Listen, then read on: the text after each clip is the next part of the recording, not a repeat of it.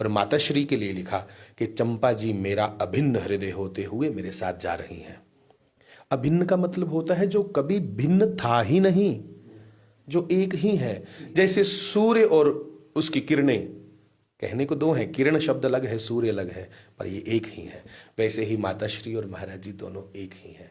महाराज जी, उनके साथ साथ एक समाधि और भी है साथ में, जो रसपाल जी के नाम से जानी जाती है, उनके बारे में थोड़ा सा बताइए, जो हमारे व्यूअर्स थोड़ा जानना। भक्त रसपाल जी बड़े सीधे साधे और बहुत अच्छे महापुरुष, मैं कहूँ उनको।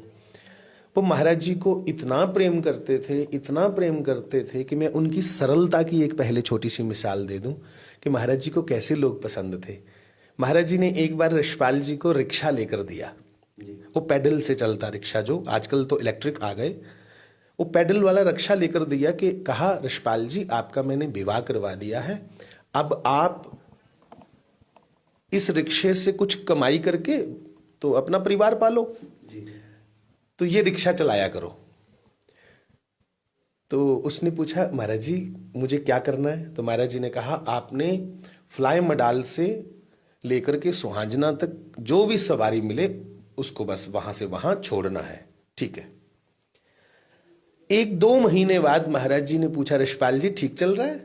उन्होंने कहा, जी सरकार आपकी कृपा से सब ठीक चल रहा है। तो कुछ कमाया? घर ठीक चल रहा है? घर तो आप चला रहे हैं महाराज, तो कमाया कुछ नहीं? तो रसपाल जी की आंखें भर गई। उन्होंने कहा था, सरकार आपने कहा कि फ्लाई मडाल से लेकर के सुहांजना तक लोगों को छोड़ना है, ये थोड़ी कहा कुछ लेना है उनसे। तो उन्होंने 2 महीने तक किसी से कुछ लिया ही नहीं। ये सरलता, ऐसे सरल लोग ही महाराज श्री के और भगवान के करीब हो सकते हैं। तो रसपाल जी को जब पता चला कि महाराज जी ने सुबह 4 बजे समाधि ले ली है, तुरंत गांव से दौड़ते हुए रसपाल जी आए। तो भक्त रसपाल जी ने देखा कि महाराज जी की समाधि, जो जहां समाधि ली दोनों ने, माता जी और महाराज श्री ने, वहां पे अग्नि बड़ी प्रचंड जल रही है। अब देखिए, महाराज जी तो महाराज जी थे ही, उनमें तो अद्भुत करिश्मा था ही, परम शक्तिमान थे, पर उनको चाहने वाले भी कितने सिद्ध थे।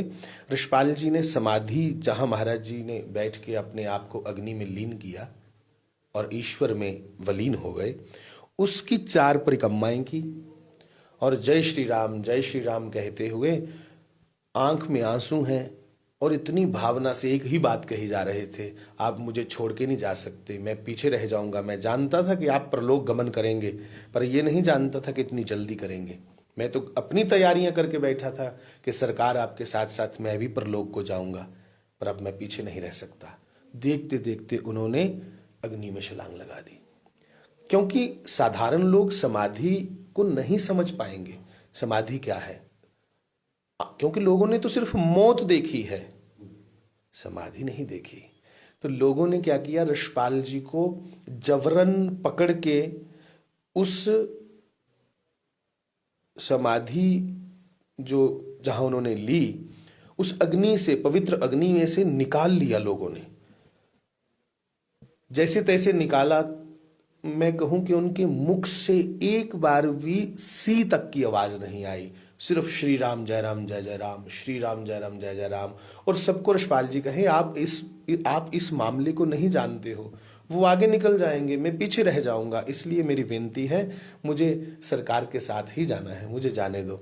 और बंधुओं, लोगों के देखते देखते रसपाल जी के शरीर की ऊपर की चमड़ी जैसे कपड़ा उतर के नीचे गिर जाए, ऐसे नीचे गिर गई। पर उस आदमी के, उस परम भक्त के मुख से एक बार भी सी नहीं निकला। लोग जबरदस्ती उनको हॉस्पिटल ले गए। वो वहां भी हाथ जोड़ के कहने लगे, आप इस क्रिया को नहीं जानते हो, मैं उनके साथ जाऊंगा, आप मुझे अलग कर रहे हो। अस्पताल में उनका शरीर शांत हो गया। और जैसे शरीर शांत हो गया, क्योंकि रसपाल जी को लोगों ने जबरन जब निकाल के हॉस्पिटल ले गए, वहां शरीर शांत हो गया, तो फिर उस शरीर का संस्कार अलग जगह किया। क्यों? अगर साथ हो जाता तो समाधि साथ ही रहनी थी उनकी, पर लोगों ने तब समाधि को ना समझते हुए उनको अलग से फिर लोगों ने उनके शरीर का संस्कार किया। तो जहां उनके शरीर का बाद में संस्कार हुआ, वो रसपाल जी की समाधि है। ऊपर महाराज श्री और माता जी की समाधि और नीचे रसपाल जी की समाधि। मान लीजिए जैसे श्री सीताराम जी के चरणों में श्री हनुमान जी हैं। हाँ, ये थी जो धार्मिक स्थल की जो सारी कहानी जो महाराज जी ने हमें बताई। महाराज